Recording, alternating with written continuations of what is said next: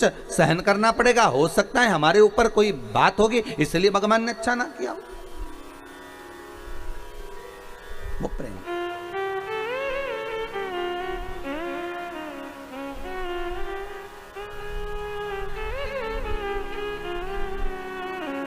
वो प्रेमता है। महाराज रंभ,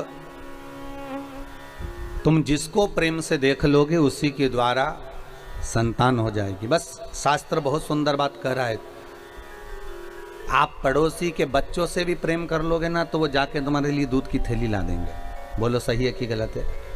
बच्चों के, पड़ोसी के बच्चों से भी कह दोगे प्रेमवश की बेटा जा वो लिया, तो वो ला देंगे। प्रेम के बल पर पड़ोसी के बच्चे भी अपने बच्चे बन जाते हैं अगर प्रेम है तो फिर रंभ के लिए ब्रह्मा जी ने कहां गलत कह दिया? रंभ के लिए ब्रह्मा कहां गलत कह रहे हैं कि तुम जिसे प्रेम से देखोगे वे तुम्हारी संतान हो जाएगी। और जैसे ही रंभ उठा, सामने से एक महिष निकल कर जा रही थी, एक भैंस निकल कर जा रही थी, और रंभ ने उसी भैंस को, उसी महिष को प्रेम से देख लिया। प्रेम से देखा, भैंस का गर्भ ठेर गया, महिष का गर्भ ठेर गया। और भैंस का जब गर्भ ठेरा, जब भैंस अपने घर पर गई तो इसका जो भैंसा था, महिषा था, उसने देखा कि मेरी पत्नी गर्भ से कैसे हो गई।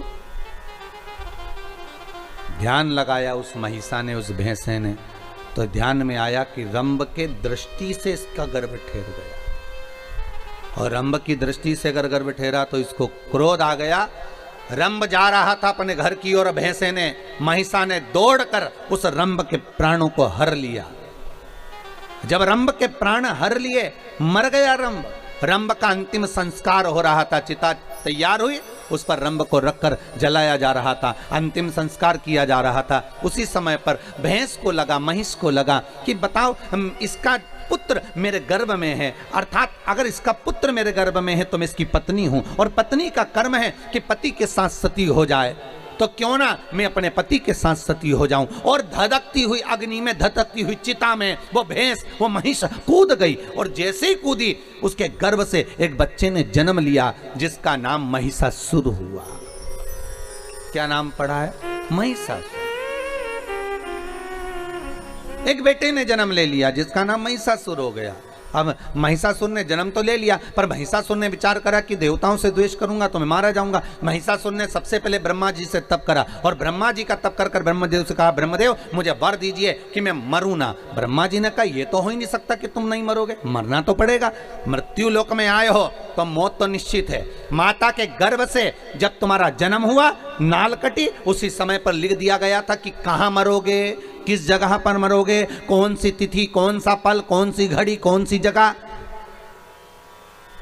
एक एक स्थान को निश्चित कर दिया गया था कि कहां तुम्हारे प्राण छूटेंगे, किस जगह पर तुम मरोगे, तुम्हारी अंतिम संस्कार, अंतिम जगह कहां होगी, अंतिम श्वास तुम किस जगह पर लोगे, वो निश्चित करा गया।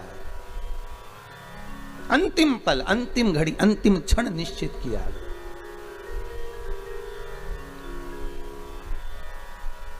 इसलिए शायद कबीरदास जी कहते हैं, गुरु की करनी गुरु भरेगा, चेला की करनी चेला उड़ जाएगा हंस अकेला। जिसके कर्म का भोग जिसको भोगना।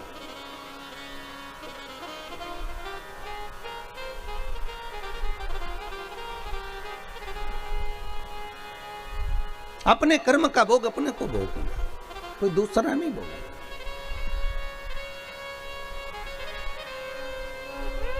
हम कई बार कहते हैं माताओं से, आप अपने पतियों से कभी कभी पूछा करो, आप जो कमा कर ला रहे हो वो किसके लिए कमा रहे हो?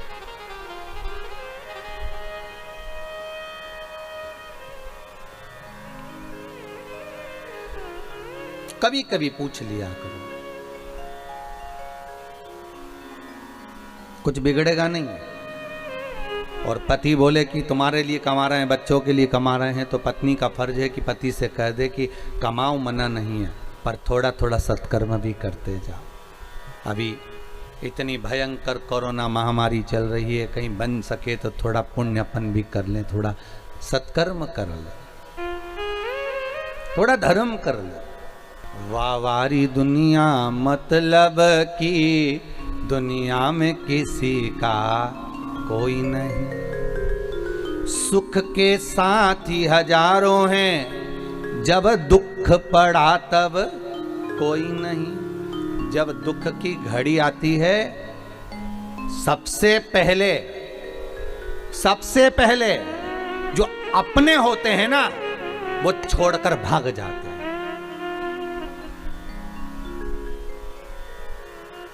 अरे दूसरी जगह भी जान दो, तुम तो यहीं से सीख लो। जब गाड़ी का एक्सीडेंट होता है ना, तो सबसे पहले कौन भागता है? बोलो, जम के बोलो जरा। अरे जम के तो बोलो, कौन भागेगा? ड्राइवर जो गाड़ी चला रहा था, पूरी गाड़ी का टार में जिसके ऊपर था, जो गाड़ी को साथ कर चल रहा था। तुम दूसरी जगह तो जाओ बाद में, पहले यहीं देख लो अपन जिस गाड़ी में सफर कर रहे हैं। अगर भागेगा तो सबसे पहले ड्राइवर भागेगा। ट्रक का एक्सीडेंट होगा तो सबसे पहले ड्राइवर भागेगा। भले कंडक्टर जो बैठा है उसमें बेचारा, क्लीनर जो बैठा हो बेचारा, वो भले मरे, परंतु वो तो बच गया। उसी तरह जब दुख की घड़ी रहती है, सुख की घड़ी में तो आपके दूसरे भी अपने हो जाते हैं। आप उनके पहचानते हो? हमारे काका जी का बुआ का लड़के का लड़का उन्हीं के यहाँ भी आया है। अगर पैसे वाला होगा तो ऐसे परिचय निकाला जाएगा। अगर धनपति होगा तो परिचय निकालने में देरी नहीं लगेगी, और कहीं का गरीब होगा तो कोई परिचय नहीं निकालेगा। अरे भैया कौन परिचय? तो यहाँ क्या उसके काका बुआ फूफा कोई नहीं थे? पर होंगे। पर सुख के समय पर सब साथ हैं, पर दुख के समय पर कोई साथ नहीं। और मेरा निवेदन रहा है, आज फिर कहता हूँ, उस दुख की घड़ी में हो चाहे सुख की घड़ी में हो, मेरा निवेदन है उस भोलेनाथ को भूलना मती। शंकर आएगा, तुम्हारा सारा कार्य कर कर वही जाएगा। माता के स्तनों में जब वो दूध दे सकता है पेट भरने के लिए, बच्चों के लिए, तो मरने के समय पर भी अगर कोई वचन निभाने वाला होगा तो वो परमात्मा ही होगा, दूसरा कोई नहीं आने वाला। आएगा तो वही आएगा, कोई दूसरा नहीं।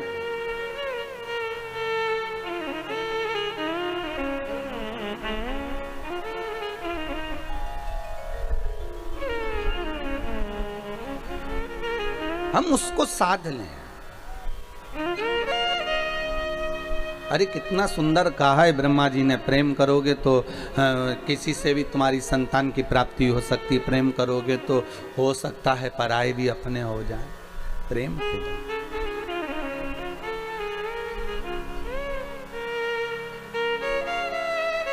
हो सकता है, प्रेम के बल पर। और जब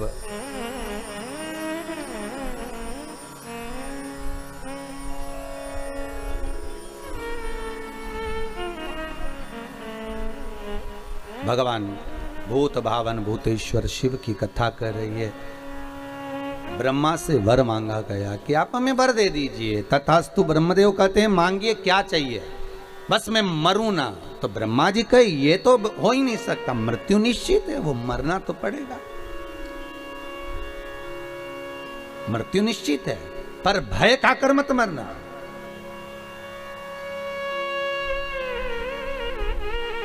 द्रौपदी सबसे ज्यादा कब रोई थी?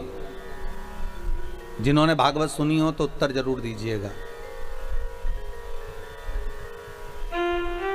टीवी चैनल के माध्यम से जितने लोग आस्था टीवी पर कथा सुन रहे हैं उनसे भी निवेदन है, बोलो, अपने मन से बोलो। उत्तर तो हम बता ही देंगे, पर आप थोड़ी सी देर के लिए सोचो कि द्रौपदी सबसे ज्यादा कब रोई थी? उसका चीर खिंचाया जब रोई थी क्या? वन में गई थी तब रोई थी क्या? सारे रिश्तेदारों के सामने वस्त्र खींचा गया तब रोई थी क्या? नहीं। द्रौपदी सबसे ज्यादा कब रोई थी? जब सोते हुए 5 पुत्रों का वध हो गया था। कब रोई? जब 5 पुत्र सोते हुए मर गए। तो युधिष्ठिर ने पूछा, द्रौपदी तू इतनी विद्वान नारी, तेरी विद्वत्ता के तो लोग बखान करते हैं, भजन करते हैं, तेरा स्मरण करते हैं, और तू अपने पुत्रों के मोह में रो रही है? पुत्रों के मुंह में। द्रौपदी कहती है पुत्र मर गए उसका रोना नहीं आ रहा है, तो फिर रो क्यों रही है? द्रौपदी कहती है पुत्रों के मरने पर नहीं रो रही हूं, रो इस बात के लिए रही हूं कि इन पुत्रों को युद्ध के मैदान में मरना था और ये पलंग पर सोते सोते मर गए। इन पुत्रों को युद्ध के मैदान में मरना था और ये पलंग पर सोते सोते मर गए, मुझे रोना इस बात का आ रहा, मैं रो इस बात के लिए रही हूं। बस आपसे भी निवेदन है, युद्ध के मैदान में मरना है हमको, हमें डर से नहीं मरना। कोरोना का भय नहीं होना चाहिए तुम्हारे भीतर कि जरा से तुमको सर्दी खांसी हुई, जरा सा तुम्हारा गला सूखा, जरा सा तुम्हारा स्वाद आना बंद हो गया, तुमने सोच लिया कि अब तो बस जाने का समय आ गया, आंख में आंसू भर रहे, एकांत में कमरे में पड़े हुए रो रहे, बिलख रहे। अब सबसे कह दिया दवाई गोली लो, डॉक्टर को दिखाओ, मुख पर मास्क लगाओ, सैनिटाइज का प्रयोग करो, सोशल डिस्टेंसिंग रखो, मना नहीं है, दवाइयां भी पूरी लो, डॉक्टर को भी दिखाओ, जांच भी कराओ, और अगर मान लो रिपोर्ट जैसी भी आए, पर निवेदन केवल इतना है कि डरना नहीं है, युद्ध के मैदान में जाना है। और हो सकता है कि उस युद्ध के मैदान में, और कांप कर नहीं, डर कर नहीं,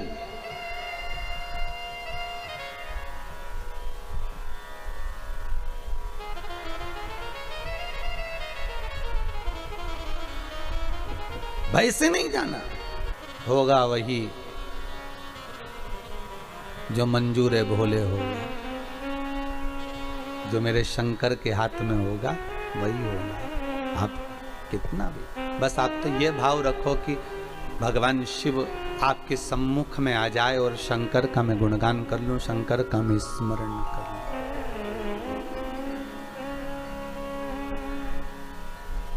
और कुछ नहीं।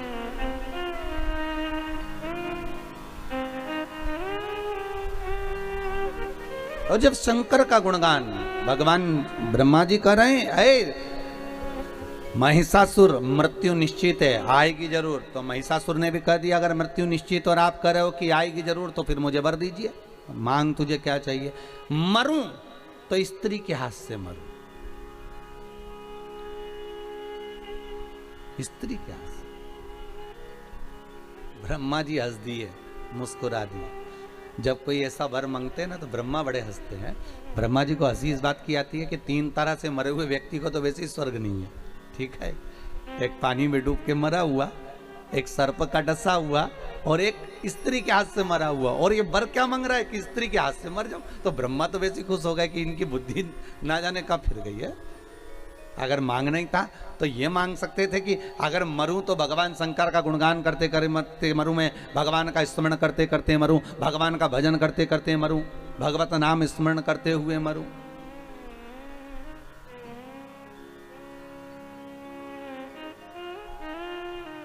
अरे कई लोग कहते हैं महाराज जी हम बड़े परेशान हो गए, संसार से हम तो उब गए महाराज, अब तो हमने सोच लिया कि हम तो मर जाएंगे। तो हम उनसे कहते हैं मरो, पर थोड़ा सा फैशन चेंज करो। ये रस्सी बांधकर, जहर खाकर, पानी में डूबकर, ट्रेन के नीचे, गाड़ी के नीचे, ऊपर से गिरकर, ये तो ओल्ड फैशन है मरने का। कोई नया फैशन निकालो मरने का। ब्रह्मा जी वर दे दो कि मैं अगर मरूं तो स्त्री के हाथ से मरूं, स्त्री के हाथ से। तथास्तु कह दिया।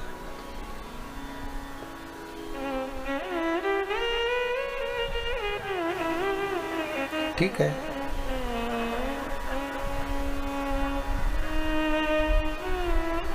पर तुम मांग रहे हो मरने का कि स्त्री के हाथ से मर जाऊं, पर समझ नहीं पा रहे। ब्रह्मा जी बोले हमको वर देना, हम तो दे दिए, कोई दिक्कत वाली बात नहीं, हमें देने में कोई दिक्कत नहीं है, हम तो वर दे देंगे, आशीर्वाद भी दे देंगे कि हाँ तथास्तु, और तुम्हें मिल भी जाएगा। होता है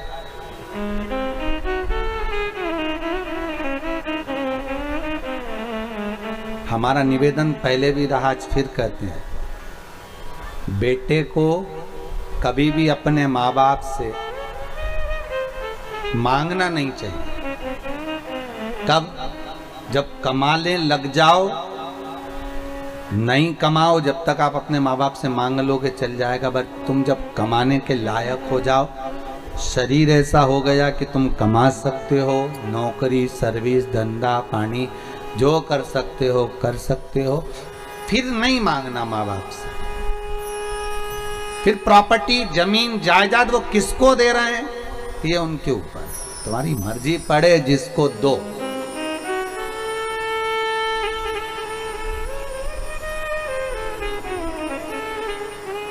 क्या चाहिए?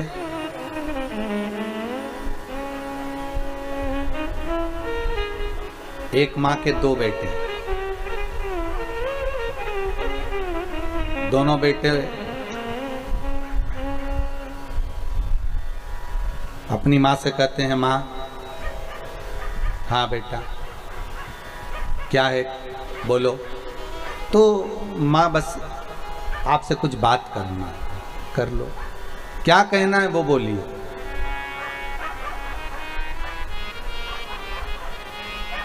एक बेटा बोलता है, मां मुझे जो आपने मकान बनाया है और जो जमीन है, दुकान है, वो मुझे दे दो। ठीक है, ले जा, दे दिया। फिर एक बेटा आया, माँ बोली, बेटा दुकान भी उसने ले ली है, मकान भी उसने ले लिया है, जमीन भी उसने ले ली है। बेटा कहता है, माँ आशीर्वाद तो दे दे। क्या दे दे? आशीर्वाद।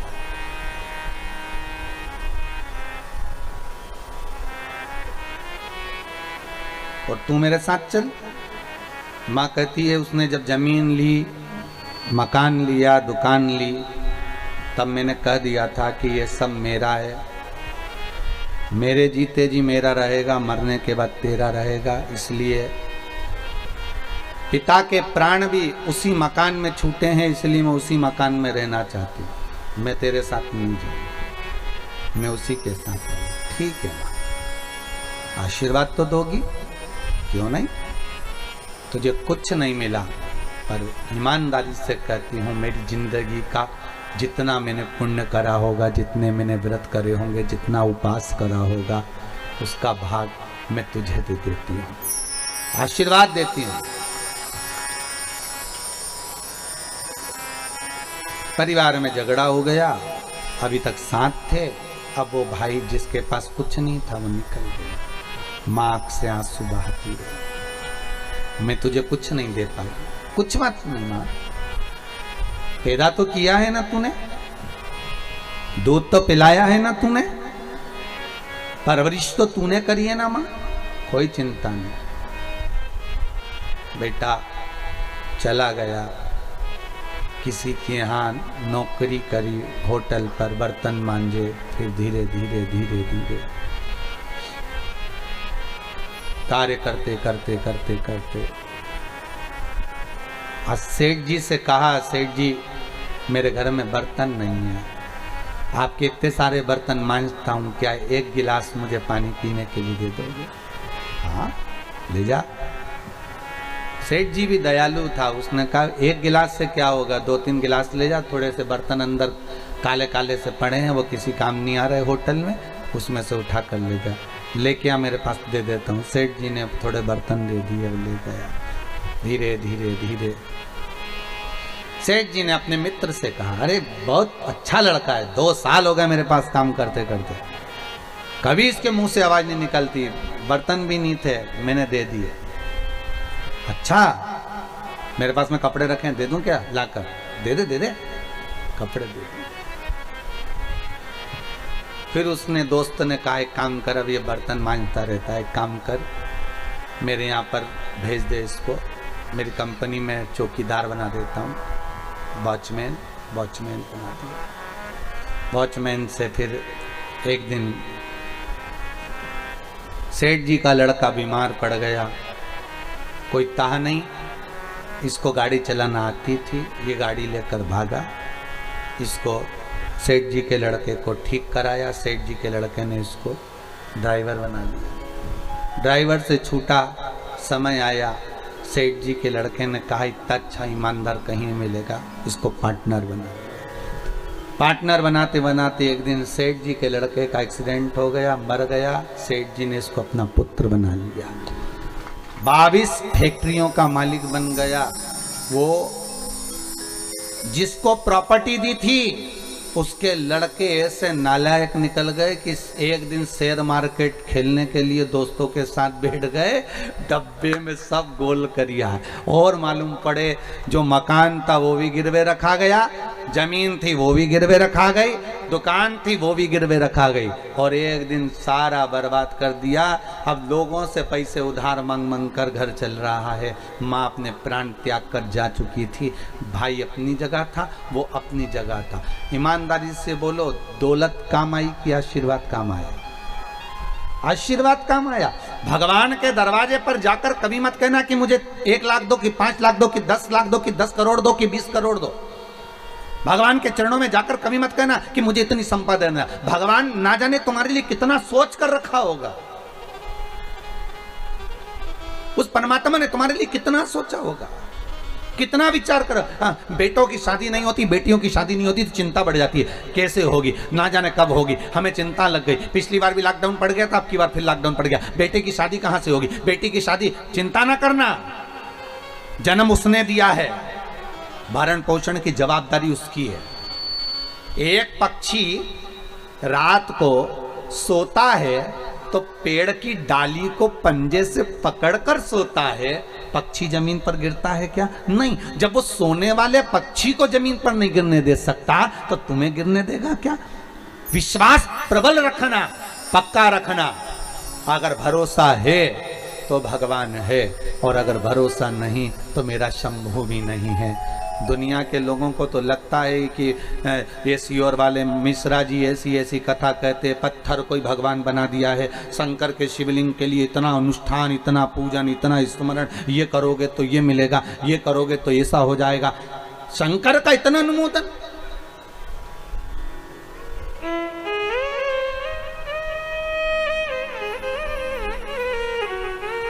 कई कई लोगों को तो ये बात भी बुरी लगने लगी कि भाई इतना शंकर की पूजन करा रहे हैं और देवताओं को, हमारा नाम तो चल ही नहीं रहा, हमारे तो पूजन हो ही नहीं रहा, हमारा तो स्मरण, हमारा तो कहीं नाम ही खत्म होते जा रहा। तो कई लोगों को वो भी टेंशन है कि शंकर का उपासना, शिव का ही भजन, शंकर का अनुमोदन, शिव की करुणा, शंकर का अनुमोदन, शिव का भजन, बस यही है। एक कुएं को अच्छे से खोद लो, उसमें 50 फीट पर पानी निकल जाएगा। एक जगह पर भगवान की भक्ति का धारण कर लो, भगवान मिल जाएगा। दुनिया फिर ताने दे, अपशब्द कहे, गालियां दे तो आग लगे बस्ती में, अपन रहो मस्ती में, क्या किसको रोइए चादर तान के सोइए, कहे तो।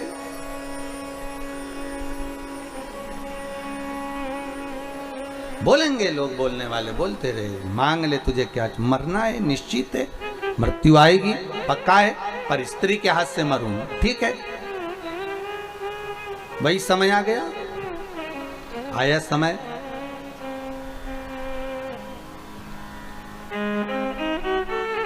इसने उपद्रव मचाना चालू कर दिया। जब व्यक्ति के पास में बहुत सारा वैभव आ जाता है ना, तो फिर वो किसी को नहीं गिनता।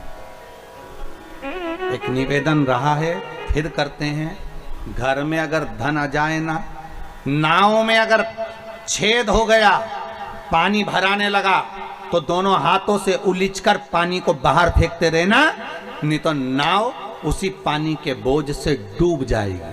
उसी तरह घर में अगर पैसा आने लगे, भगवान अगर धन देने लगे, तो दोनों हाथों से दान करते रहो, पुण्य करते रहो, शिव महापुराण की कथा करवाते रहो, सत्संग कराते रहो, दुनिया का कल्याण करते रहो, तो नाव चलती रहेगी। नहीं तो एक दिन यही पानी प्रवेश कर कर उस नाव को डुबो देगा। कहीं पत्नी की दृष्टि में आ जाएगा कि इतना पैसा आ रहा है, बच्चों की दृष्टि में आ जाएगा इतना धन आ रहा है, भाई बंधु की दृष्टि में आ जाएगा इतना पैसा आ रहा है, एक दिन सब लेकर डूब जाएंगे और वो धन का कोई उपयोग नहीं हो पाएगा। हाथ में अगर भगवान धन दे तो उसका सत्कर्म करो, शिव महापुराण की कथा करवा लो, भगवती स्मरण कर लो, नाम जाप कर लो, ब्राह्मण जन गुरुजन भूखे को भोजन करा लो, किसी गरीबड़ी की लड़की की शादी कर दो, कहीं किसी को दवाई में कुछ रुपये की जरूरत पड़ रही हो उठा कर दे दो। ले भैया, अगर आज तुम्हारी जान बच जाएगी तो हो सकता है भगवान हमारी जान बचा कर रख लेगा। थोड़ा सहयोग करते जाओ।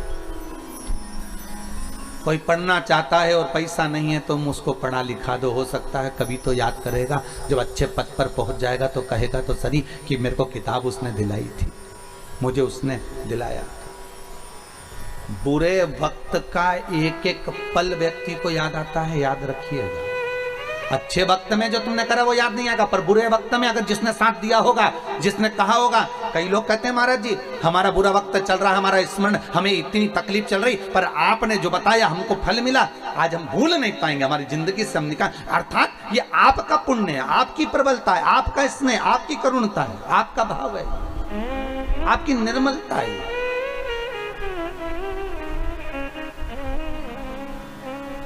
चित्त वृत्ति स्नेह मूल।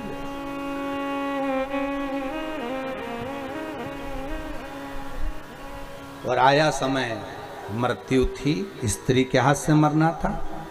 एक कत नामक ऋषि हुआ, क्या नाम था? कत। और कत नामक ऋषि के घर में एक पुत्र हुआ जिनका नाम था कात्य। क्या नाम पड़ा? कात्य। कात्य ऋषि ने अपने पिता के बतलाए अनुसार शंकर भगवान की ऐसी भक्ति धारण करी कि शंकर भगवान के शिवलिंग का निर्माण कर शिवलिंग के सामने हृदय चित्त को जोड़कर शंकर के मंदिर में शिवलिंग के सम्मुख में बेलपत्री चढ़ाना, शंकर का अनुमोदन करना, पूजन करना और उसी जल को नयनों से लगाकर भगवान शिव का स्मरण करना। कत के घर में हुए कात्य, और कात्य के घर में फिर एक पुत्र हुए जिसका नाम था कात्यायन। क्या नाम था? कात्यायन। कात्यायन ऋषि ने ऐसा तप करा, जब वो 4 साल के थे कात्यायन ऋषि, तो अपने पिता कात्य से पूछा, पिताजी भजन करना, सत्संग करना, स्मरण करना, संकीर्तन करना, पूजन करना, पाठ करना, इन सब में सर्वश्रेष्ठ क्या है? सर्वश्रेष्ठ क्या? नाम ले सकते हो ले, और जितना भगवान की सेवा कर सकते हो, चाकरी कर सकते हो उतनी करो। जितनी चाकरी कर सकते हो। चाकरी का मतलब मालूम है ना? नौकरी।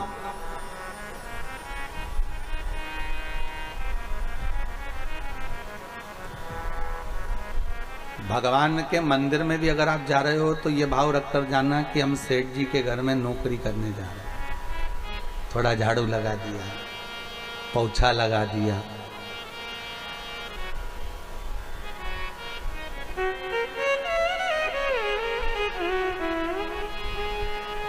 हमारे यजमान हम जब स्नान करने जावें तो वो पूरी वाशरूम धो के आ गए।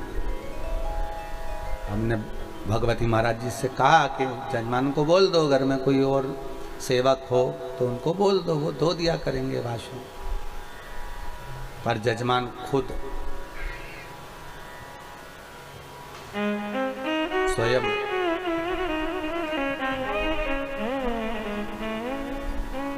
हम भगवती महाराज को यही बोले, जिनके घर में मुंबई में नौकर लगे होंगे,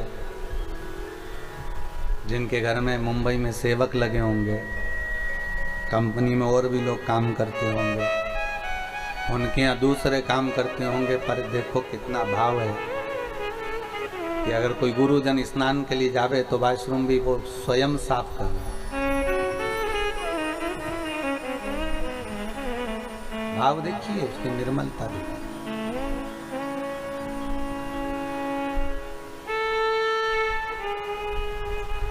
निर्मल भाव। चाकरी कर लो। पहले भी कथा में काज फिर कहते हैं, जिस मंदिर में कोई ना जाए उस मंदिर में तुम जाओ। जिस मंदिर में लोग पानी ना चढ़ाएं उस मंदिर में तुम चढ़ाओ, जिस मंदिर में लोग झाड़ू ना लगाएं उस मंदिर में तुम लगाओ, जिस मंदिर में लोग पोछा ना लगाएं उस मंदिर में तुम लगाओ। शंकर के मंदिर में जहाँ कोई ना जाए वहाँ एकांत में जाकर तुम बैठ जाओ। मंदिर को साफ करो, धो पोछो, शिव जी का श्रृंगार कर दो, घर से चंदन ले जाकर लेपन कर दो, कहीं की पत्ती वत्ती तोड़कर बाबा का श्रृंगार कर दो, थोड़ा एकांत में बैठकर शंकर जी से बात कर लो। 1 महीना कर कर देख लो, फिर कह देना किसी और वाला महाराज झूठा है, उसकी वाणी झूठी है। जिस मंदिर में कोई नहीं जाता हो, जिस मंदिर में कोई पहुंचता नहीं हो, ऐसे शंकर के मंदिर में तुम जाकर झाड़ू लगाकर, पानी डालकर, साफ कर कर, शिव जी का श्रृंगार, पार्वती का श्रृंगार, गणेश जी का श्रृंगार, कार्तिकेय का श्रृंगार बढ़िया मल कर, स्नान कर कर। तुम्हारे पास में कुछ भी नहीं है, मत चढ़ाओ, पेड़ पौधों की पत्तियां तोड़कर चढ़ा दो। घर से थोड़ा सा चंदन ले जाओ, उसको घिस कर, भले गोपी चंदन हो, सादा चंदन हो, लाल चंदन हो, पीला चंदन हो, जो हो वो भगवान को लगा दो। श्रृंगार कर कर थोड़ी देर, बन सके तो अगरबत्ती, धूप बत्ती, दिया जो हो लगाओ, नहीं हो तो बाबा का श्रृंगार करके थोड़ी देर जहाँ तुमने झाड़ू पोछा लगाया, बाबा का श्रृंगार करा। भले उस मंदिर में कोई नहीं जाता, भले उस मंदिर के अंदर कोई प्रवेश नहीं करता, पर तुम एकांत में बैठकर उससे थोड़ा सा स्नेह करने का प्रयास करिएगा। 1 महीना कर कर देखना, उसकी नौकरी, तनख्वाह वो देना चालू करेगा। कितनी तनख्वाह देता है वो जानेगा। तो नौकरी कर तो सही। किसी के यहाँ पर जाकर 1 महीना नौकरी करोगे तो तनख्वाह देगा कि नहीं देगा? अरे बोलो तो सही, थोड़ी बहुत तो देगा रे। 5,000 रुपये महीना नहीं देगा तो 3,000 देगा, 3,000 नहीं देगा तो 1,500 देगा, 1,500 नहीं देगा तो 1,000 देगा, पर देगा तो सही। जब दुनिया के लोगों की नौकरी करते हो तो 2-5 हजार रुपए मिल जाते हैं, तो तुम कोई साधारण जगह की नौकरी कर रहे हो क्या? कोई तुमसे पूछे कहाँ चली जाता है, 1 महीने से पते ठिकाने नहीं, तेरी नौकरी लग गई क्या? हाँ, नौकरी लग गई। वो तो भला है, वो सीओर वाले महाराज का, उसी ने लगवाई है, अच्छी कंपनी मिल गई। अच्छा, कितने लोग काम कर रहे हैं उसकी फैक्ट्री में? अरे पूछो ही मती रे, कितने। अच्छा, काम क्या है? बस काम ही नहीं बता सकते, तो काम है क्या वहां पर? तो बस काम नहीं बता सकते, चलेगा। कितनी बजे से कितनी बजे तक, ये क्या टाइम भी निश्चित नहीं है, बस वहां तो पहुंच जाओ, लगाई बुआरी, बैठ गए, बाबा से 2 मिनट बात चर्चा कर।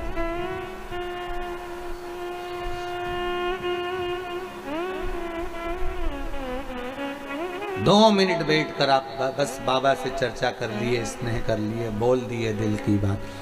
और फिर निवेदन करूंगा, जब आप चाकरी करो, नौकरी करो, तो बोलना मत ही कि मुझे धन देना, कि दौलत देना, कि सत्ता देना, मत बोलना। सेठ है वो, सब जानते हैं। आप तो केवल सेवकी करो, आप तो केवल चाकरी करो। मन उसका। मेरे भोले तेरी नौकरी सबसे बढ़िया है, सबसे खरी। तेरे दरवाजे की चाकरी सबसे बढ़िया है, सबसे खरी। मेरी किस्मत का जब गुल खिला,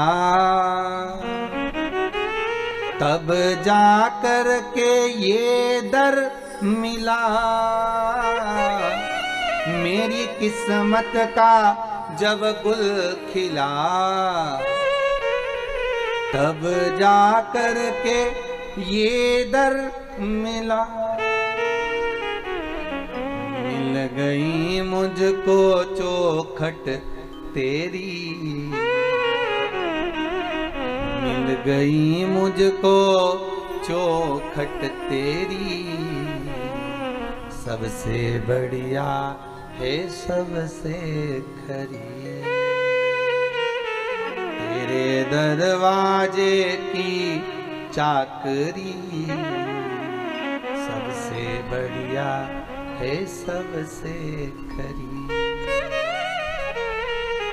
मनुष्य का वो क्या दे,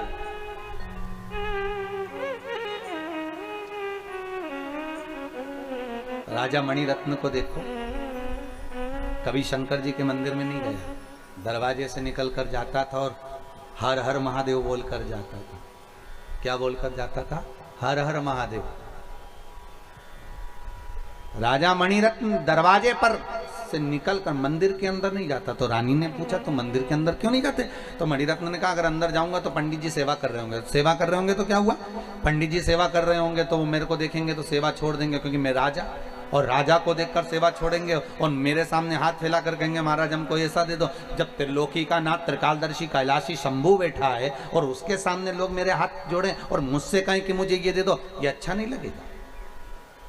हम कई बार कथा में कहते हैं, आज फिर कह रहे हैं कि आप किसी पर विश्वास करो ना करो, पर शंकर पर विश्वास जरूर करो। शंकर पर भरोसा जरूर करो। मेरा शंभू, मेरा त्रिकालदर्शी, मेरा कैलाशी, मेरा शंकर वो अड़भंग है, आनंद है, अड़भंग। शंकर और शिव का स्वरूप जो जो होगा, चाहे हनुमान हो चाहे भैरव हो, कभी नहीं आता। वो किसी के शरीर में प्रवेश नहीं करता, क्योंकि वो उसका एक एक अंश इतना प्रबल है, अगर प्रवेश कर गया तो फाड़ के निकल जाए शरीर में से। साधारण है क्या?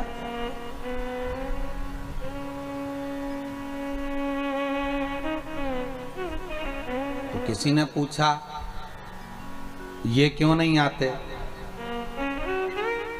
तो भक्त कहता है इनको आने की जरूरत ही नहीं, किसी के शरीर में ये खुद ही आ जाते हैं। कोई बुलाए तो शरीर, ये शरीर में नहीं आते, ये खुद आ जाते हैं। हनुमान को अगर दिल से पुकारिए, थोड़ी देर बैठकर राम नाम का जाप करिए, हनुमान जी सामने आकर खड़े हो जाएंगे। शंकर का दिल से पुकारिए, एक लोटा पानी चढ़ाइए, शंकर जी सामने आकर खड़े हो जाएंगे। भैरव का स्मरण करो, थोड़ी देर दिल से पुकार लो, भैरव सामने आकर खड़े हो जाएंगे। शंकर के जितने स्वरूप हैं शिव सम्मुख में आ जाएगा। आप केवल दिल से 1 महीना, 1.5 महीना, 2 महीना उसकी चाकरी करो, उसकी आराधना करो, उससे विनय करो, उससे निवेदन करो।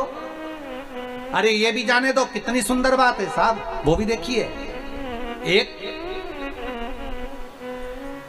27 साल का या 26 साल का लड़का था महाराज, अहमदाबाद का, नवीन भाई कर उसका नाम है।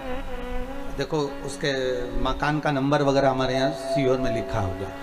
वो एक बार कुबेरेश्वर धाम पर आया सीहोर, और बहुत दुखी सा था, बहुत दुखी सा। सब किसी की गाड़ी चला रहा था, तो वो गाड़ी से किसी को छोड़ने आया था, तो वो यहाँ से निकल कर जा रहा था। उसने कहा कि कुबेरेश्वर धाम होते जाते हैं, मैं टीवी उस पर मोबाइल पर कथा सुनता हूँ, तो महाराज जी से मिलने आए। तो उसने कहा बड़े दुखी है महाराज। तो शिव महापुराण की कथा चल रही थी, उस कथा में एक बार कहीं कह दिया होगा कि अगर कुछ नहीं दान करते बने तो बेलपत्री का ही दान दे दो। एक बार कहीं कथा में कह दिया होगा, लॉकडाउन के समय पर उसने सुन लिया उस कथा में। तो उसने प्रश्न किया कि बेलपत्री का दान कैसे होता है। तो बात ही बात में हमारे मुख से निकल गया कि सावन का महीना आए और सोमवार की सोमवार या रोज प्रतिदिन लोग शंकर जी को बेलपत्री चढ़ाने के लिए ढूंढते हैं, बेलपत्री नहीं मिलती है। तो एक काम करा करो कि पेड़ पे से बेलपत्री तोड़कर, निकाल कर, छाट कर, धोकर सबके घर में 5-5, 10-10 देकर आ जाया करो। ये भी दान है, ये भी दान है। और अगर गुरुजी किसी के घर में शंकर जी नहीं होगा तो वो बेलपत्री कहां चढ़ाएगा? अरे भाई, अगर बेलपत्री पहुंच जाएगी तो फेंकेगा थोड़ी ना, किसी भी देवता को चढ़ाएगा, चढ़ाएगा तो सही। तेरा काम है देना, तू तो दे दे, तुम्हारा काम देने का, टेंशन नहीं लेने का। कई लोगों को टेंशन हो जाता है, मंदिर में देवी जी को इतनी सारी साड़ी चढ़ती होगी तो पंडित जी क्या करता होगा। सत्यनारायण भगवान के कथा होती है तो इतना सारा प्रसाद चढ़ता होगा तो महाराज क्या करता होगा। अरे तुम्हारा काम है देना, महाराज का काम है लेना, बाकी की टेंशन महाराज की। तुम तो अपना काम करो, तुम्हें क्या करना, तुम तो अपना कर्म किए जाओ। देखो अगर सीओर ऑफिस में नंबर होगा तो हम आपको देंगे, आप उस बच्चे से बात करना। सावन के महीने में उसने एक ही काम करा, पेड़ की बेलपत्री ला लाकर 5-5, 10-10 बेलपत्री का पैकेट बनाया, सबको दे दिया, लो शंकर जी को चढ़ाना। दान देखिए कितना विचित्र। धन नहीं है आपके पास में तो बेलपत्र तो है। अभी एक भैया डब्बे में भरकर बेलपत्र लाए, लेकर आए शिव जी को चढ़ाने के। अच्छा लगा।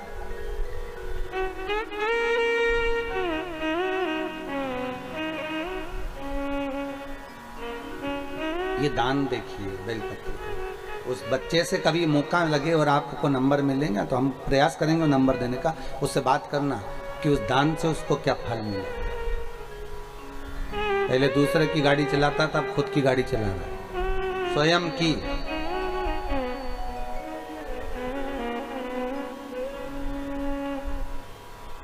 नहीं है हमारे पास में देने का कुछ भी। भाव तो है, निर्मल मन सो मोहि पावा, बहुत है, उतना दे दीजिए,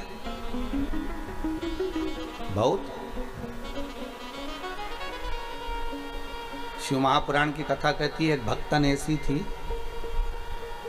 शंकर जी के मंदिर में जाती थी, लोटा अपना ले जाती थी, पानी भी अपना ले जाती थी, और किसी को लोटा नहीं मिलता था तो भरा भराया लोटा दूसरे को दे देती। लो चढ़ाओ चढ़ाओ, शंकर जी को चढ़ा दो तो तुम्हारा पानी, अरे तुम तो चढ़ा दो, एक ही बात है, तुमने चढ़ाया हमने चढ़ाया, तुम चढ़ाओ, हम यहीं से दर्शन कर लेंगे।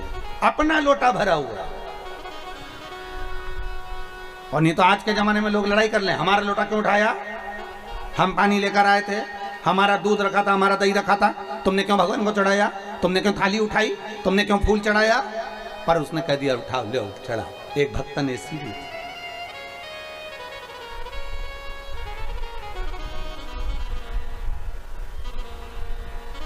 भक्त है भगवान को, भक्त भक्त होता। कात्यायन ऋषि ने पूछ लिया अपने पिता कात्य से, पिताजी मैं क्या भजन करूं कि मुझे भगवान का दर्शन हो जाए। कात्यायन ऋषि ने जब पूछा तो कात्य ने कहा कि तुम शिव की आराधना करो। शंकर की आराधना के साथ में कात्यायन ऋषि का मन आद्य शक्ति जगदम्बा पार्वती की आराधना में लग गया। जो माता की आराधना करना प्रारंभ करी, जो आराधना करना प्रारंभ करी, एक दिन स्वयं शंकर और पार्वती कात्यायन ऋषि के सामने आकर खड़े हो गए। मांग तुझे क्या चाहिए।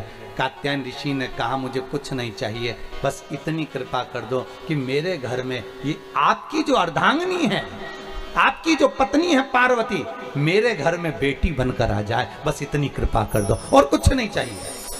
शिव जी ने मन में सोचा कि महिषासुर को मारना है, और महिषासुर को मारना है, और मारने के लिए पार्वती को एक अवतार तो लेना पड़ेगा। तो क्यों ना एक काम करते हैं कि कात्यायन ऋषि के घर में पार्वती का जन्म करा देते हैं, और जब पार्वती कात्यायनी बनकर जन्मेगी, और बहुत तेज भूख लग रही है पार्वती। अब पार्वती जी ने देखा यहाँ से कहाँ से हम तुमको भोजन ला कर देंगे, अब इतने जंगल में, घने जंगल में कहाँ तुम्हारे लिए भोजन मिलेगा। तो माता पार्वती जी ने विचार कर अब करें क्या तुम्हारे लिए। तो माता पार्वती ने देखा, फिर सखियों ने कहा भूख लग रही है पार्वती, बहुत तेज भूख लग रही है। केवल एक जगत की माँ ही ऐसी हो सकती है, केवल एक माँ। माता पार्वती ने अपना सिर काट दिया। मां जगत जननी जगदम्बा ने अपना सिर काटा, और काटते से ही माता के गले में से रक्त की 2 धार निकली सामने, और 1 धार निकली सम्मुख में। मां जगत जननी ने अपना सिर काट के हाथ में लिया, सामने रक्त की धार निकली तो सखियों से माता कह रही है लो तुम्हारा पेट भर देती हूं। दोनों सखियों ने मुंह खोला, माता का रक्त मां पिला रही है, और सामने जो माता का शीश था उसमें भी रक्त की 1 धार जा रही है। शिव महापुराण की कथा कहती है ये केवल एक माँ हो सकती है जो अपना रक्त भी अपने बच्चों को पिला देती है, वो माँ है, केवल एक माँ, वो दूसरी कोई नहीं हो सकती है। उसी का नाम छिन्नमस्ता हुआ। और केवल एक कथा नहीं, यहाँ शंकर भगवान ध्रुमबाण बने हैं तो माता पार्वती ध्रुमावती बनी है। और ध्रुमावती माता का चरित्र उठाकर देखिए, जब माँ जगत जननी शंकर के पास में बैठी थी और भगवान शिव नेत्र बंद कर बैठे थे, 1000 वर्ष की साधना में शिव डूबे हुए थे, और शंकर भगवान कहकर साधना में लीन हुए थे कि पार्वती अभी मैं उठूंगा नहीं, मुझे जगाना नहीं, मैं तब साधना कर रहा हूं। जैसे एक पति अगर नौकरी पर जाता है, सर्विस करने जाता है, तो कहकर जाता है मैं जा रहा हूं, फोन मत लगाना, मैं खुद फोन कर दूंगा वहां पहुंचते से, तो मुझे फोन मत लगाना। कई पत्नियों की बहुत आदत रहती फोन लगाने की, दिन भर उनके पास यही काम, क्या कर रहे हो, कहां हो, इतनी देर से फोन क्यों नहीं उठाया। मर रहा था और तो हर 15 मिनट में बस गाड़ी में अभी हाल बैठे, अभी थोड़ी सी दूर नहीं गऊंगा फोन लगा देगी, कहां हो। और पति कहते जहन्नुम में, तो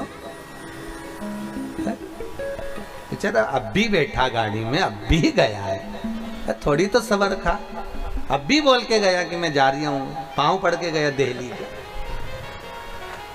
जा।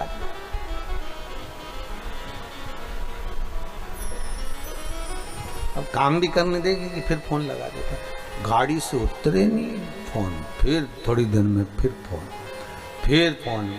बेचारा इतना दुखी हो जाए कि आखिरी में उसको फोन को भी वो कौन सा मोड होता, फ्लाइट मोड पे डाल के रखना पड़ेगा, तो बंद कर दे इसको, तो जान थोड़ी देर बंद कर।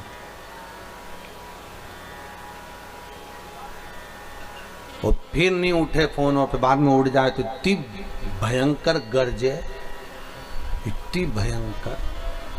एक पति की पत्नी मर गई और पति अंतिम संस्कार कर आ रहा था, आते सी एकदम बिजली कड़की, धम, जैसी बिजली कड़की, पति ने झुक कर प्रणाम करा, पहुंच गई। साथ वालों ने पूछा तुझे कैसे मालूम पहुंच गई। पति बोला नीचे भी गरजती थी, ऊपर जाते सी गरजी है। मतलब समझ में आ गया कि पहुंच गई, सही जगह पहुंच गई, समझ गए। बड़ा एक पति की पत्नी मर गई, खूब रोया बेचारा, उसको ले जाने लगे, राम नाम सत्य कहते कहते। आम के पेड़ था, उसके नीचे से अर्थी निकल रही थी, आम के पेड़ पे कूद गया बंदर, जो डाल थी वो नीचे झुक गई, झुकते से पत्नी की छाती पे दब गई, पत्नी जिंदा होके बैठ गई। जैसी पत्नी जिंदा होके बैठी, सब छोड़ के भगे, भूतनी जाग गई, सब भाग गए। जिंदा रही वो 4-6 साल तक, 6 साल के बाद फिर मर गई। पति फिर रोया, पर रोया एक जगह बैठ के नहीं, कहीं यहाँ जाए रोता हुआ, कहीं वहाँ जाए, कहीं वहाँ जाए, कहीं वहाँ जाए। गांव के लोग बोलने लगे यहाँ बैठ के रो, इधर उधर क्यों जा रही है, कि कुल्हाड़ी ढूंढ रही हो। तो कुल्हाड़ी काय को ढूंढ रहा, पहले आम का पेड़ कटवाऊंगा फिर लेके जाऊंगा। एक बार का भुगत चुका हूं, बड़ी मुश्किल से मौका मिला है पीछा छुड़ाने का, फिर जिंदा हो गई तो जो ज्यादा टेंशन देती है ना, तो पति लोग भी सोचते हैं कि भगवान कब मायके जा। शिव जी कहकर मौन हुए थे कि मैं चुप हो रहा हूं, मैं शांत हो रहा हूं, मैं नयन बंद कर बैठा हूं, साधना में लगा हूं। पार्वती आप मुझे जगाओगी ना, ठीक है। पार्वती जी ने कहा ठीक है नहीं जगाएंगे। और पार्वती मैया बैठी थी। थोड़ी देर बाद गणेश जी आ गए, माँ भूख लगी, माता अंदर गई, भोजन साला में भोजन नहीं था। थोड़ी देर बाद कार्तिक आ गए, माँ भूख लग रही है, भोजन नहीं। थोड़ी देर बाद अशोक सुंदरी आ गई, शिव जी की बेटी, भोजन नहीं। फिर जया, विषहरा, शामरी वारी, दो तली, देव, शंकर की 5 लड़कियां और आ गई। माँ भूख लगी है, भोजन नहीं। जैसे आपका घर है वैसे शंकर जी का घर है।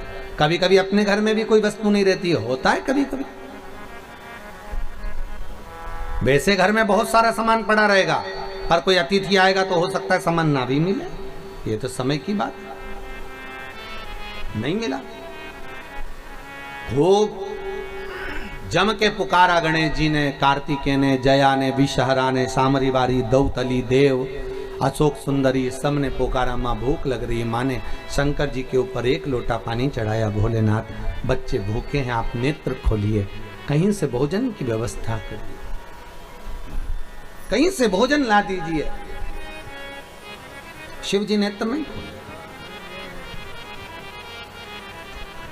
जब शंकर भगवान ने नेत्र नहीं खोले, पार्वती जी ने बार बार शंकर जी को पुकारा, पर शिव जी नेत्र नहीं खोलते। तो पार्वती ने देखा ये शंभू तो नेत्र नहीं खोलते, बच्चे भूखे हैं, मैं कहां से लाऊंगी कुछ भाग। माँ अपने बच्चों को कभी रोता हुआ नहीं देख सकती, कभी रोता हुआ नहीं देख सकती।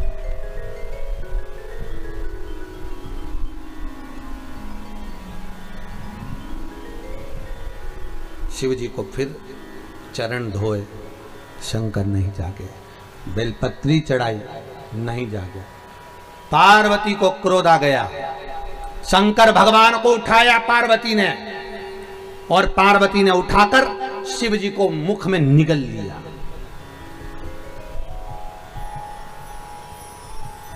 और मां जगतजननी जगदम्बा पार्वती शंकर को निगल गई। जैसे ही निगली, माता के स्तनों में दूध आना प्रारंभ हो गया। और माता के स्तनों में जब दूध आया तो गणेश, कार्तिकेय और भगवान कन्याओं को मां जगतजननी ने पेट भरकर पिलाया। हाहाकार मच गया। शिव ना जाने कहां चले गए, शंकर नहीं दिख रहे, त्रिलोकी का नाथ नजर नहीं आ रहा। किसी ने कहा बच्चे भूखे थे, अपने बच्चों को भूखा कैसे देखती माँ, इसलिए शिव को निगल गई जिससे स्तनों में दूध आ जाए। मां कलकत्ता में परसों कहा था, बच्चे भोजन कर लेते हैं और मां का पात्र खाली रह जाता है। पेट भरकर बच्चों को भोजन कराती है मां, खुद भले भूखी रह जाए।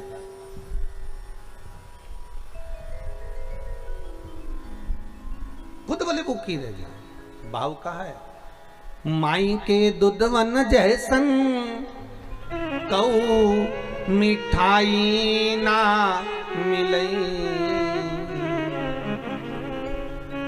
माई के दुधवन जैसन कऊ मिठाई ना मिलई।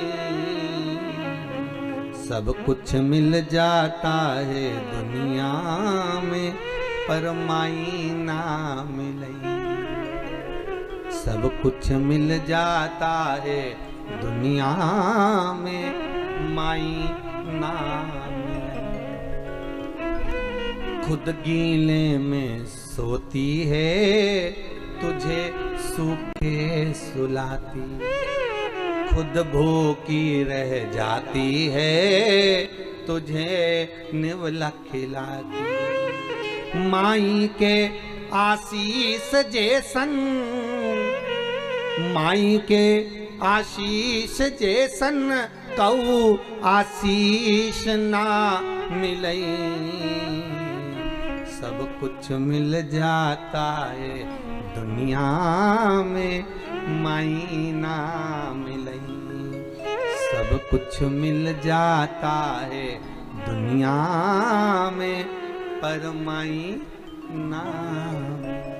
सब कुछ मिल सकता है पर मां नहीं मिलेगी, मां नहीं मिल सकती।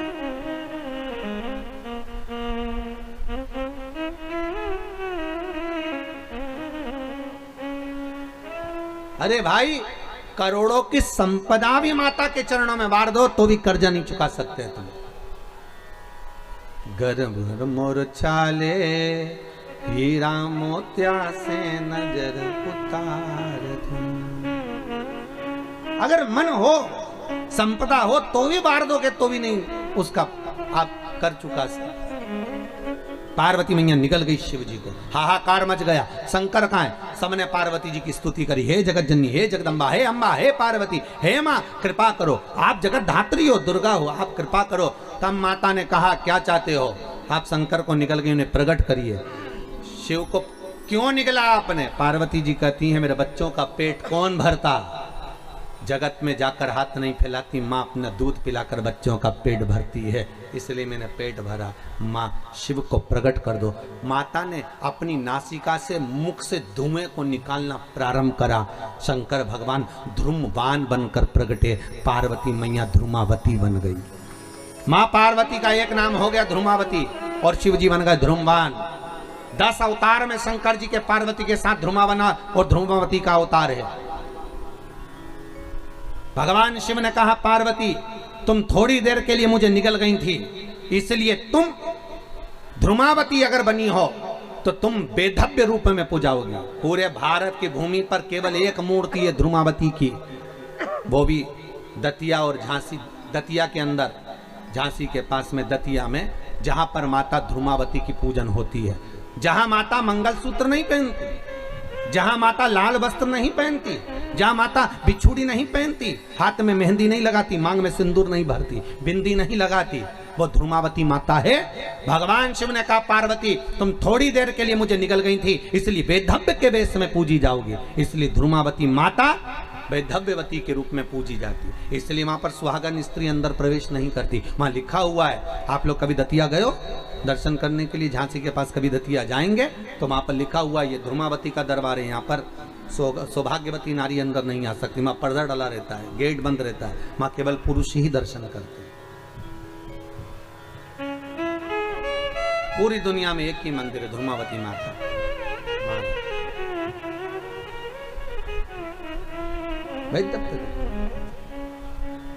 अपने बच्चों के लिए मां क्या ना कर दे, ये माता की करुणता है, ये माता का स्नेह, माता का प्रेम है, ये माता की वात्सल्यता है। शिव जी ध्रुमवान बने तो माता पार्वती ध्रुमावती बनी, शंकर भगवान बगला मुख बने तो माता पार्वती बगला मुखी बनी, भगवान शंकर मातंग बने तो पार्वती मातंगी बनी, और भगवान शंकर कमल बने तो माता पार्वती कमला बनी। शिव जी के ये 10 अवतार माता पार्वती के साथ में हुए, 10 अवतार शिव जी के पार्वती के साथ। आगे जो भगवान शंकर की सुंदर प्रसंगों का स्मरण कराया गया, एक बार भगवान हिरण्यकशिपु ने तप किया, वर प्राप्त करा, महाराज न दिन में मरूं, ना रात में, न अंदर न बाहर, न अस्त्र से न शस्त्र से, न नर से न पशु से, ना ही 12 महीने में मरूं, ऐसा वर दीजिए। ब्रह्मा जी ने तथास्तु कह दिया, वो तथास्तु वर मिला। और हिरण्यकशिपु ने उपद्रव मचाया। हिरण्यकशिपु की पत्नी जो गर्भ से थी उसको इंद्र ले गए थे, इंद्र से नारद जी ने छुड़ा लिया था। नारद जी ने हिरण्यकशिपु की पत्नी को गर्भस्थ अवस्था में इतना ज्ञान दिया था, इतना ज्ञान दिया कि हिरण्यकशिपु की पत्नी के गर्भ से जो बालक हुआ उसने आते से भगवान के नाम का एलान करा, उसका नाम प्रहलाद हो गया। क्या नाम पड़ गया? प्रहलाद। ये गर्भ का ज्ञान था प्रहलाद का। और प्रहलाद गर्भ ज्ञान धारण करने वाले प्रहलाद जी महाराज गर्भ अवस्था में भगवत का इतना स्मरण करा कि हर पल, हर क्षण, हर घड़ी उनके मुख से केवल भगवान का ही भजन निकलता, केवल भगवान।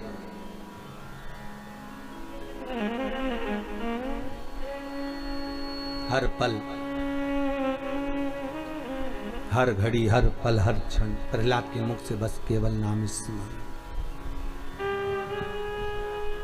गुरु के घर पढ़ने भेजा, पर गर्भ का ज्ञान प्रथम होता है।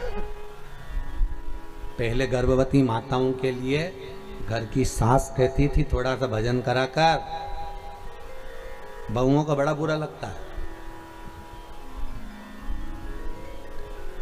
थोड़ा भजन करा करो, कथा पढ़ा करो, कथा सुना करो। गर्भवती नारी को कथा सुनना चाहिए, भजन करना चाहिए, पहले की माताएं कहती थी।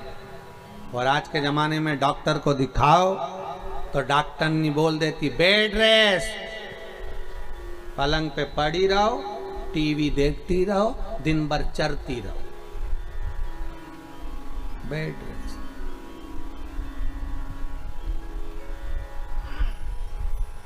खूब चरो, किसी की मत सुनो, और पलंग पे दिन भर टीवी देखो। और टीवी देख देख के, नाटक देख देख के गर्भ में जो बच्चा था उसने इतने नाटक देखे तो औलाद भी ऐसी नौटंकी पैदा हुई, ऐसी नाटक करने वाली औलाद पैदा हुई। गोदी में रखो तो चुप, नीचे छोड़ो तो पे पे करे, ऐसी। कई कई बूढ़ी बूढ़ी माताएं भी फिर कह देती है, कहने में कोई मान चुके क्या, माताएं कह देती है हमारे भी 5-5, 6-6 बच्चे थे बेटा, खिला दे पिला दे पटक देते, खेलते रहते, पर गजब की औलाद पैदा करी जगदम्बा, तू नहीं पैदा करी, तेरे बराबर किसी ने नहीं पैदा करी, ऐसी औलाद। सास उन भी हाथ पैर जोड़ लेती, ऐसी औलाद के तो तुम ही संभालो, सास के सारा काम में कर लूं पर औलाद तुम ही संभालो तुम्हारी, क्योंकि नाटक देख के पैदा हुई है ना। पहले सास से पूछे उसकी औलाद कैसे हुई थी, तो क्या भगवत भजन कर राम करते, तुलसी जी में पानी डालते, भगवान का भजन करते, संत आते उनकी सेवा करते, ब्राह्मण आते, गुरुजन आते, भोजन करते, उनके लिए भोजन बनाते, रोज भगवत चर्चा करते। हमारी सास भगवान का भजन करती, स्मरण करती। और सास जब हम गर्भ में रखते बच्चों को तो सास हमसे ज्यादा काम कराती, जाओ झाड़ू लगाओ, पोछा लगाओ, चक्की करो, ये करो वो करो, तो संतान भी नॉर्मल जन्म लेती है। और आज के ज़माने में बेड रेस्ट करते करते टीवी देख देख के औलाद पैदा हुई। आखिरी में डॉक्टर ने कह दिया सीजर ऑपरेशन होगा, ऑपरेशन से ही बच्चा होगा। बड़ा विचित्र जमाना हो गया। सीजर के बिना कोई आता नहीं है, वेंटिलेटर के बिना कोई जाता नहीं है। बड़ा गजब का जमाना हुआ। ऑपरेशन के बिना आएंगे नहीं और वेंटिलेटर के बिना जाएंगे नहीं। बड़ा विचित्र। पहले के जमाने में मरना भी सस्ता था और पैदा होना भी सस्ता था, पैसा ही नहीं लगता था। पैदा होने में भी पैसा नहीं लगता था और मरने में भी पैसा नहीं लगता था। आज के जमाने में दोनों में पैसा लगता है। पैदा हुए ऑपरेशन से तो पैसा लग गया 25-50 हजार रुपए, और मरे तो फिर वो वेंटिलेटर का खर्चा तो हमें मालूम ही होगा, 1-1.25 लाख 1.5 लाख तो हो ही जाता है। फिर मरने पे भी खर्चा होगा।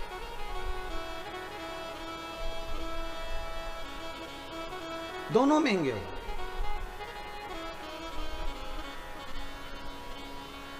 और अगर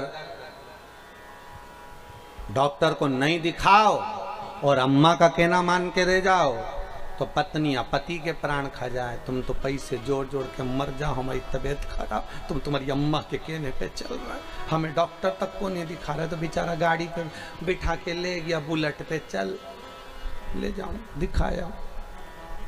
जब डॉक्टर के दिखा दिया सुख चैन मिल गया, सुख चैन। कोई पूछ रहा था गुरुजी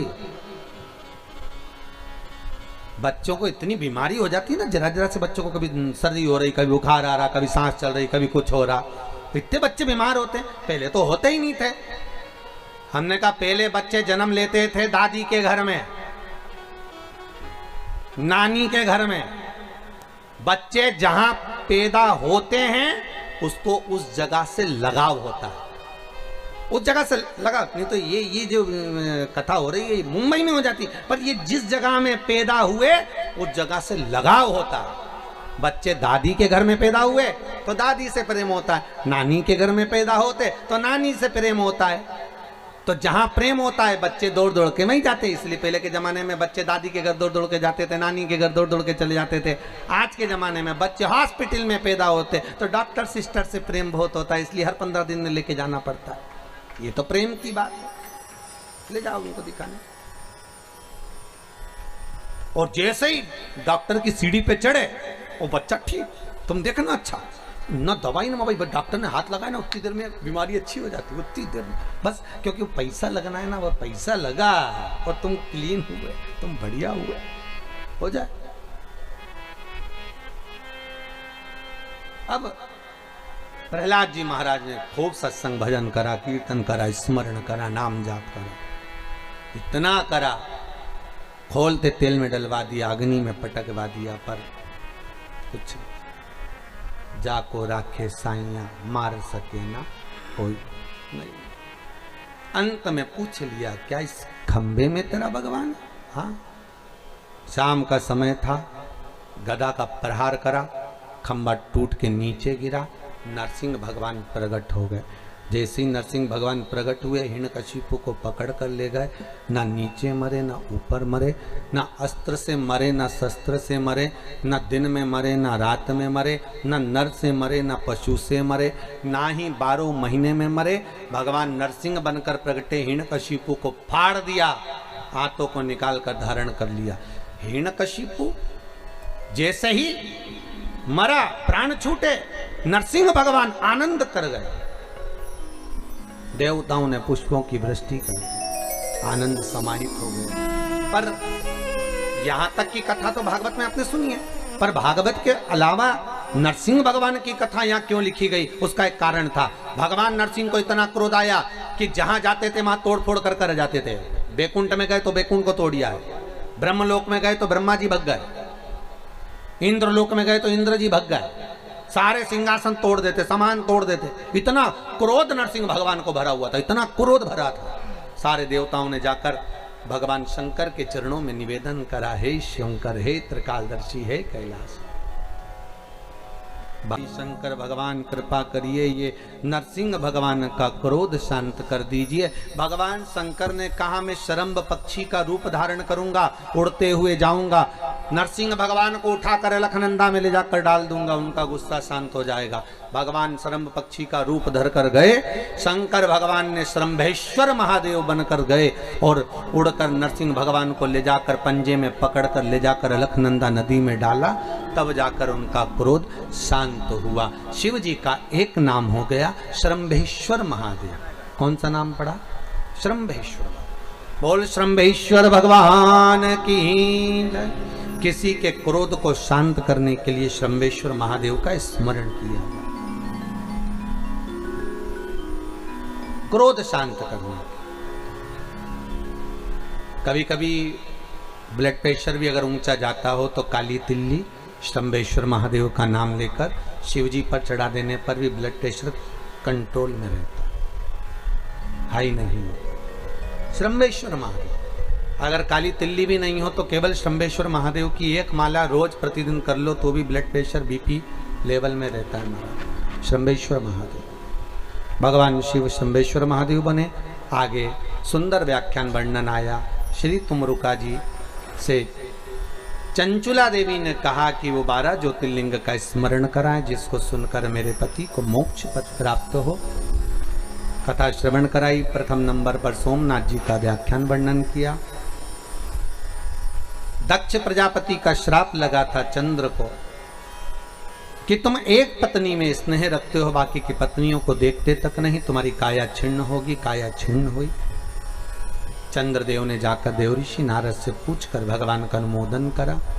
तब भगवान शिव की कृपा से चंद्रदेव की काया ठीक हुई। भगवान शंकर का वहां पर प्रागट्य हुआ तो यहाँ सोमेश्वर महादेव भगवान विराजमान हुए। अगला वर्णन आया श्री मल्लिकार्जुन।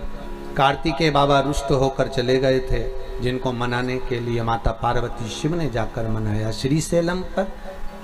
ये वही श्रीशैलम है जहां पर माता सरस्वती को शंकर भगवान ने नाट्य लीला का स्मरण कराया। कार्तिकेय जी को मनाया, वहीं पर भगवान मल्लिकार्जुन के रूप में विराजमान हुए।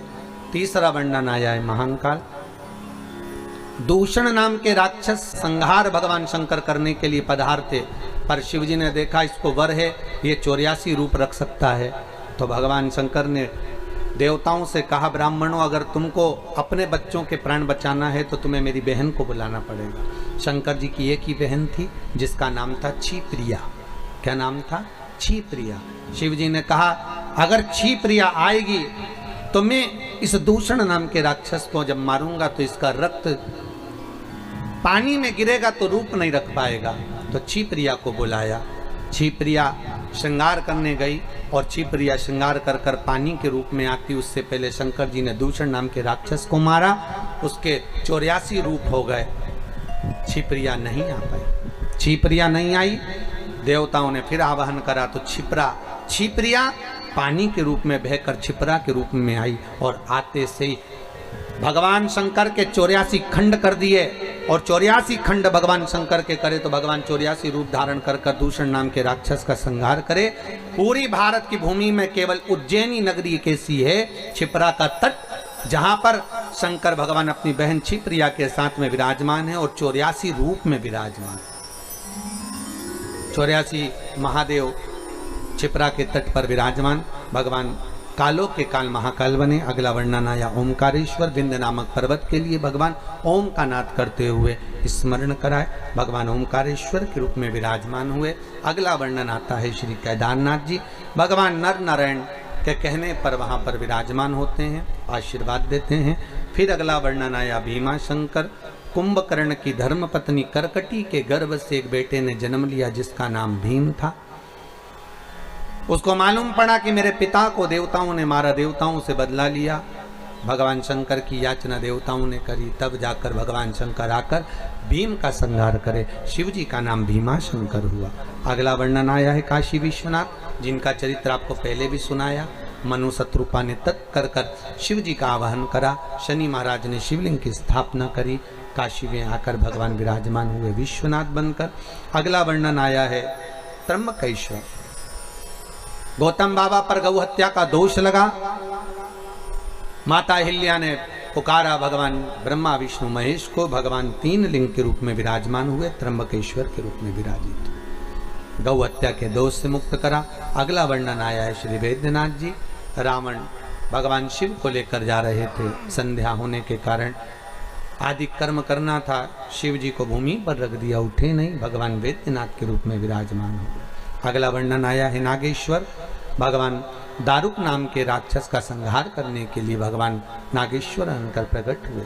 अगला वर्णन आया है श्री रामेश्वर। राम जी महाराज लंका पर चढ़ाई करने से पहले शिवलिंग की स्थापना करते वही रामेश्वर शिवलिंग का निर्माण किया। अगला वर्णन आया है कृष्णेश्वर। सुधर्म नाम के ब्राह्मण की 2 धर्म पत्नी थी, सुदेहा और घूष्मा। घूष्मा के संतान हुई, सुदेहा को संतान नहीं हुई, तो घूष्मा का संतान सुदेहा को दे दी गई।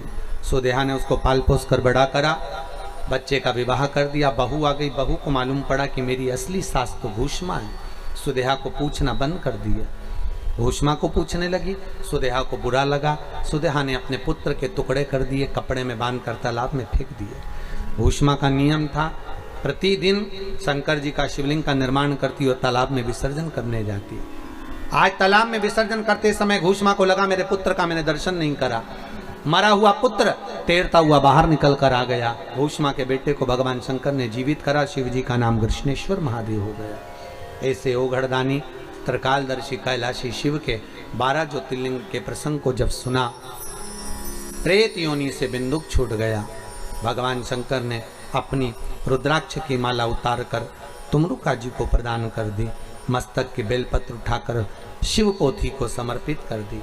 भगवान शंकर कहते हैं, तुमरुका जी, आपने मुझे शिव महापुराण की कथा का रसास्वादन कराया है, आपने रसास्वादन कराया, मांगो तुम्हें क्या चाहिए।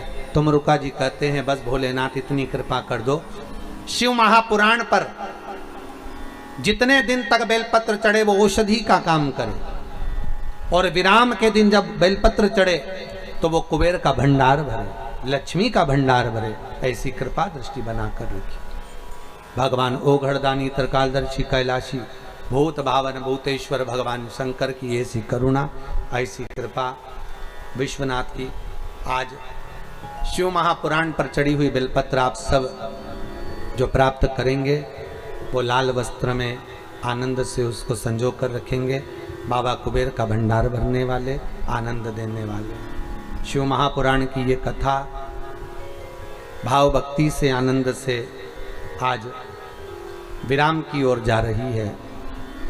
भगवान ओघड़दानी त्रिकालदर्शी की यह पावन कथा स्वर्गीय श्री राज बहादुर सिंह जी की स्मृति में मैं धन्यवाद दूंगा। वो जीवात्मा जहाँ पर विराजमान है उनको साधुवाद दूंगा।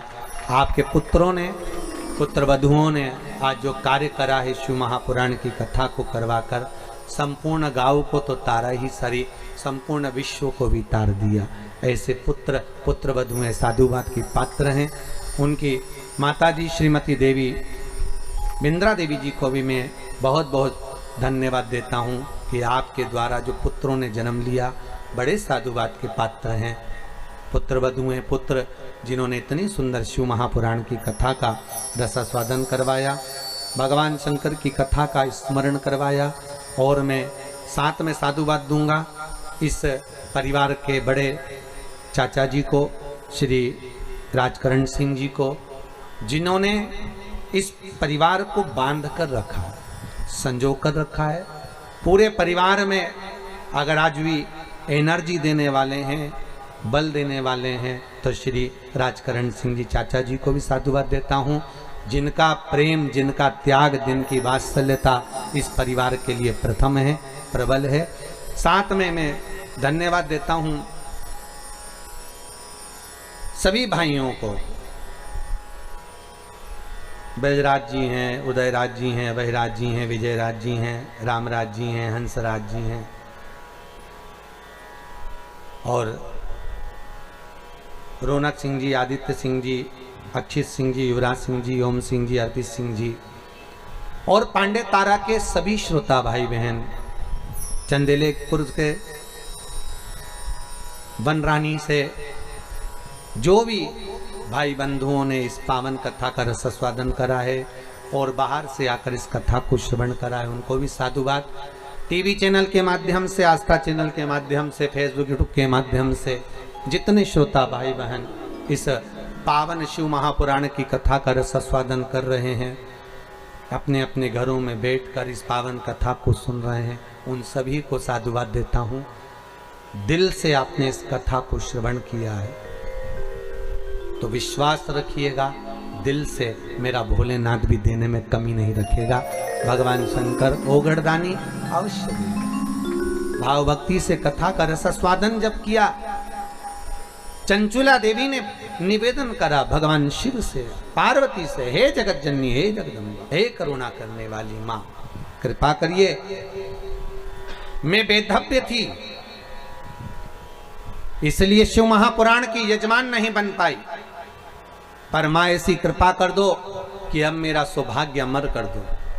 शिव महापुराण की कथा कहती है, अगर कोई बेधव्य नारी शंकर की इस पावन कथा को सुन लेती है, अगला जन्म बेधव्य का नहीं पाती, अखंड सौभाग्य लेके पति के धाम को जाती है। कोई सौभाग्यवती नारी शिव महापुराण की कथा को श्रवण करती है, वो अखंड सौभाग्यवती होकर पति के धाम को रहती है। महाराज, कुंवारी कन्या शिव महापुराण की कथा का स्मरण करती है, उत्तम वर को प्राप्त कर कर मनवांचित फल प्राप्त करती है। कोई पुरुष इस शिव महापुराण की कथा को श्रवण करते हैं, उनकी मनोकामना पूर्ण होती है। यही भाव रखते हुए आज पांडे तारा के इस पावन प्रांगण में इस वाणी से कहने में कोई गलती हुई हो तो क्षमा चाहते हैं। कोरोना महामारी में अपना ध्यान रखिएगा, मुख पर मास्क रखिए, सोशल डिस्टेंसिंग का पालन करिए, हाथ को बार बार धोते रहिए और कोरोना महामारी से डरना नहीं है भाई, शंकर का भजन करना है, शिव का स्मरण करना है, विश्वास को दृढ़ रखना है, भरोसा डिगने मत देना, विश्वास टूटने मत देना। युद्ध के मैदान में अगर लगे कि कोरोना महामारी से हमें युद्ध लड़ना है तो इस शरीर को सामने रखना कोई दिक्कत नहीं, पर मन से मत हारना, मन से मत हारना। हाँ, ये जरूर है, बचाव कर कर चलो, अपने जीवन को सार्थक बनाओ, अपने परिवार का ध्यान रखो और कोई को अगर आपकी जरूरत पड़ती है तो जरूरत के समय पर आप आगे रहकर उसको सपोर्ट जरूर करो। आज ये महामारी आई जरूर है, पर परखने का समय भी यही है। इसी समय पर परखा जाता है कि कौन कैसा है, बुरे वक्त में ही ध्यान रखा जाता है कि परख क्या हो। और इस महामारी के अंतर्गत आप सभी अपना अपना ध्यान रखते हुए शिव महापुराण को विराम की ओर लेते हैं। अभयराज जी आपके पूरे परिवार को बहुत बहुत साधुवाद देते हैं। बहुत भाव से आपने कथा ली थी, भोलेनाथ जी शायद आपके दिल में बैठे होंगे, इसलिए ये कथा हो गई, बाबा ने करा ही दी। संपूर्ण बघेल परिवार को बहुत बहुत साधुवाद देते हैं। आप सभी के पावन चरणों को नमन करते हुए मेरी वाणी से किसी ब्राह्मण, साधु, सन्यासी, तपस्वी, संत, उपासक, कर्मकांडी ब्राह्मण आदि कादिक संत को, ब्राह्मण जन को, किसी अन्य जन को